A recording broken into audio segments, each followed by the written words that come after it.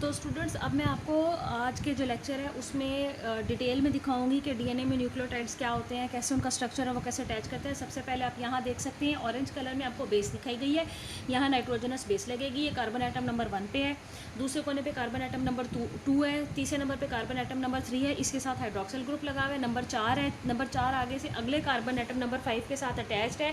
इस 5 के साथ PO4 यानी फॉस्फेट ग्रुप जो है वो लगा होता है। अब अगर हम शुगर को खोल के देखें तो आपको अलग-अलग हर पार्ट को खोल के दिखाया गया। ये राइबोस शुगर है आपकी राइट साइड पे, और लेफ्ट साइड पे डीऑक्सीराइबोस शुगर है। डीऑक्सीराइबोस शुगर डीएनए में होती है, राइबोस शुगर आरएनए में होती है। राइबोस शुगर में 5 कार्बन एटम है, डीऑक्सीराइबोस शुगर में भी 5 कार्बन एटम है।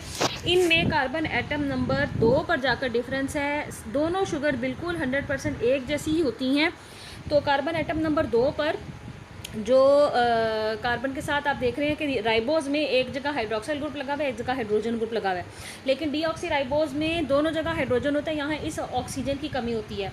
इसी वजह से इसको डीऑक्सीराइबोज कहते हैं। राइबोज उस शुगर को कहते हैं जिसमें 5 कार्बन एटम हो। तो 5 कोनों वाली ये कार्बन शुगर होती है, कार्बन एटम रखने वाली शुगर होती है। ये फॉस्फेट ग्रुप है। फॉस्फेट ग्रुप में फॉस्फोरस हमेशा सेंटर में होता है। 3 ऑक्सीजन के साथ ये बाइंड करता है, एक जगह ऑक्सीजन के साथ डबल बॉन्ड बनाता है, बाकी 3 जगह ये सिंगल बॉन्ड बना के अटैच होता है। और आप लेफ्ट साइड पे देख सकते हैं कि ये हाइड्रोक्सिल ग्रुप के साथ अटैच्ड होता है।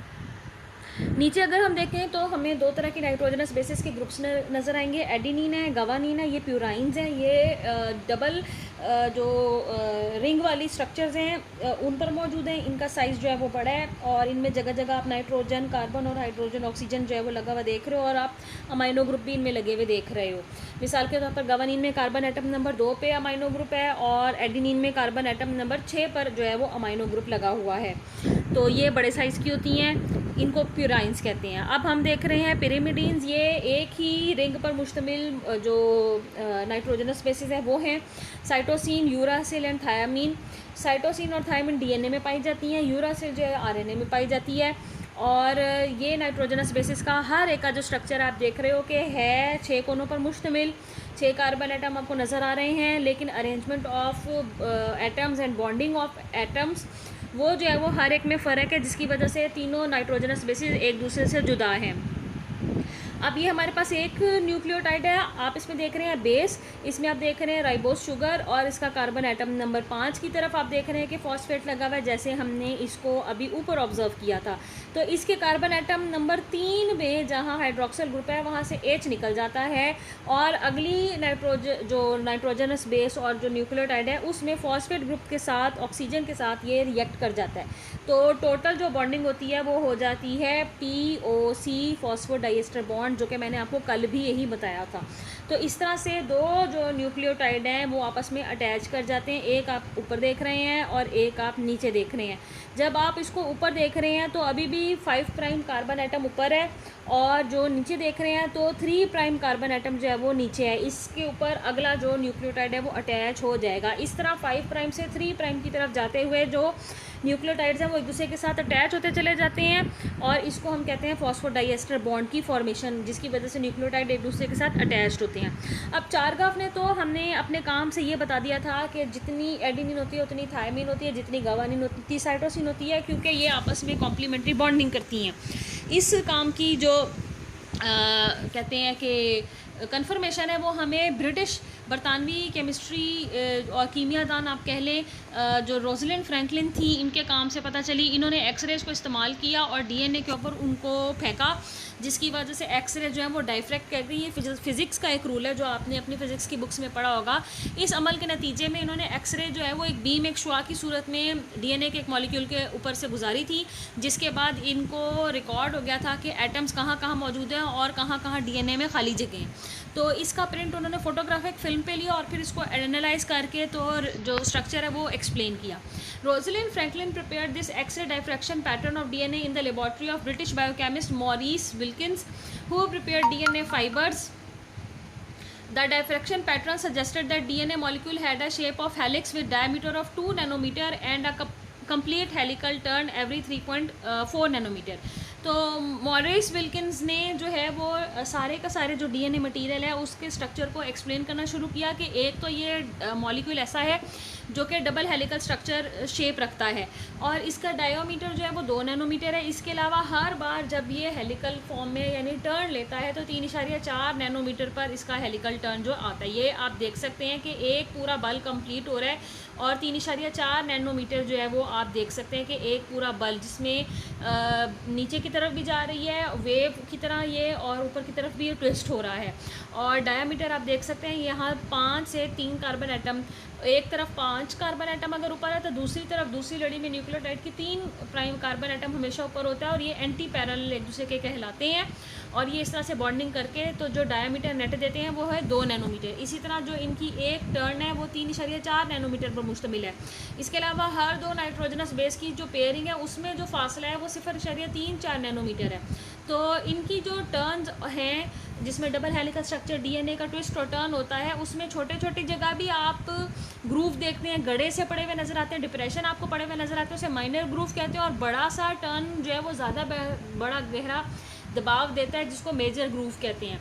तो यहाँ पर आप ऑब्जर्व कर सकते हैं कि ए जो है वो टी के साथ 2 हाइड्रोजन बॉन्ड बनाकर रह रहा है और सी जो है वो जी के साथ साइटोसिन गवानीन के साथ 3 बॉन्ड बनाकर तो रह रहा है। तो हर बार साइटोसिन और गवानीन के दरमियान में 3 बॉन्ड होते हैं और एडिनिन और थाइमिन के दरमियान में 2 बॉन्ड होते हैं।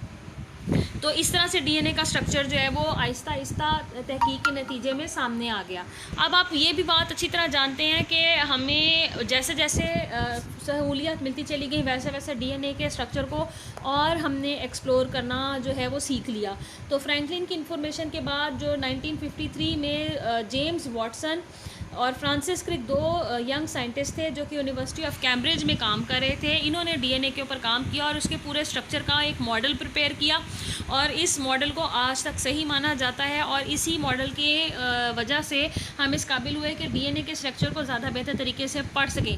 तो इससे हमें पता चला कि जो एक प्यूरीन होती है वो एक पिरिमिडीन के साथ कंबाइन करती है, बॉन्ड बनाकर रहती है, जिसकी वजह से जो 2 स्ट्रैंड्स होते हैं पॉलीन्यूक्लियोटाइड चेन के या समझ लीजिए कि न्यूक्लियोटाइड की लड़ी के वो आपस में इकट्ठे हो जाते हैं जिससे डीएनए का स्ट्रक्चर जो है वो स्टेबलाइज हो जाता है। ये जो बॉन्ड दोनों के दरमियान होते हैं वो हाइड्रोजन बॉन्ड होते हैं।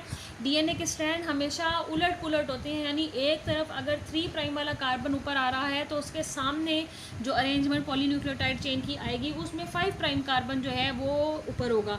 इस तरह से 3 प्राइम के सामने 3 प्राइम नहीं हो सकता, 5 प्राइम के सामने 5 प्राइम नहीं हो सकता। इसके नतीजे में आप देख रहे हैं कि ये दोनों स्ट्रैंड्स कहलाते हैं एंटी पैरेलल यानी एक दूसरे के उलट और इनमें हाइड्रोफोबिक इंटरेक्शंस भी पाई जाती हैं जिसकी वजह से डीएनए का हेलिकल जो है वो डबल हेलिक्स कहलाता है। वो इतने बेहतर तरीके से ट्विस्ट और टर्न हुआ होता है और नाइट्रोजनस बेस इतनी मजबूती से हाइड्रोजन बॉन्ड की मदद से एक दूसरे के साथ जुड़े रहती हैं। तो हम देख सकते हैं कि इसको अगर हम खोल कर भी लीनियर फैशन में देखना चाहें तो अब आप देख सकते हैं कि डबल रिंग वाली स्ट्रक्चर गवानीन, सिंगल रिंग वाली स्ट्रक्चर साइटोसिन के साथ 3 बॉन्ड बनाकर रह रही है। ये जो डॉटेड फॉर्म में आपको लाइंस दिख रही है ये असल में हाइड्रोजन बॉन्ड की फॉर्मेशन दिख रही है। और आप देख सकते हैं कि यहाँ पर साइड में आपको पर्पल कलर में राइबोज डीऑक्सीराइबोज शुगर नज़र आ रही है और डीऑक्सीराइबोज शुगर में आपको फॉस्फेट जो है वो नज़र आ रहा है। तो किस तरह से फॉस्फोडाइएस्टर बॉन्ड ने न्यूक्लियोटाइड्स को एक दूसरे के साथ लंबी सीधी लड़ी में पिरोया है और दोनों स्ट्रैंड्स को इकट्ठा रखने में जो प्यूराइंस और पिरिमिडीन्स हैं उनके दरमियान में हाइड्रोजन बॉन्डिंग बन गई है जिसकी वजह से दोनों स्ट्रैंड एक दूसरे के साथ हैं और फिर ये ट्विस्ट और टर्न हो जाते हैं और इसी वजह से इसको डबल हेलिकल स्ट्रक्चर का नाम दिया गया। अब हमने बात करनी है डीएनए रेप्लिकेशन की। डीएनए क्योंकि विरासती मादा है और इसने अगली असल नस्ल को भी मुंतकिल होना होता है इसलिए अपनी कॉपीज़ तैयार कर लेता है। जब भी सेल डिवाइड करता है डीएनए अपने आप को सिंथेसाइज कर लेता है। ये जो सिंथेसाइज करने की खासियत है इसकी वजह से हम कहते हैं कि डीएनए अपने आप को रेप्लिकेट कर सकता है। वाटसन और क्रिक के मॉडल के बाद जो बातें हमें आहिस्ता आहिस्ता सामने आई उससे पता चला कि अगर आप एक जो डीएनए स्ट्रैंड है उसको खोल दें तो आपको दोनों तरफ में न्यूक्लियोटाइड्स लगे हुए नाइट्रोजनस बेसेस लगे हुई नज़र आएंगी और डीएनए जो है वो अपनी खुद कॉपी तैयार कर लेता है। 2 नए जो डीएनए के डबल हेलिकल स्ट्रक्चर है स्ट्रैंड है यानी डीएनए डॉटर कॉम्प्लेक्सेस वो बना सकते हैं। तो इस फिनोमिनन को कहते हैं कि DNA is capable of doing replication. अब ये रेप्लिकेशन किस तरीके से होती है? क्या जो दोनों स्ट्रैंड है वो अपने अलग अलग कॉम्प्लीमेंट्री नए स्ट्रैंड बना बनाते हैं क्या, एक पूरा पेरेंट का स्ट्रेन एक सेल में चला जाता है और एक नया सिंथेसाइज स्ट्रेन नए सेल में चला जाता है, या डीएनए टुकड़े टुकड़े हो जाते हैं और नए टुकड़े बनने के साथ ये दोनों आपस में मिल जाते हैं और फिर नए बनने वाले सेल्स में मुंतकिल होते हैं। इसके ऊपर भी बहुत सारी रिसर्च की गई तो मालूम हुआ कि डीएनए की जो रेप्लिकेशन है वो सेमी कंजर्वेटिव रेप्लिकेशन है, यानी डीएनए के जो 2 स्ट्रैंड हैं जो आप यहाँ पे भी देख रहे हैं, ये दोनों पेरेंटल स्ट्रैंड है, ये खुल जाते हैं और हर एक के आगे कॉम्प्लीमेंट्री नया स्ट्रैंड बन जाता है। इस तरह नए बनने वाले सेल्स को एक एक स्ट्रैंड पेरेंटल मिलता है और एक एक स्ट्रैंड नया सिंथेसाइज होने वाला मिलता है।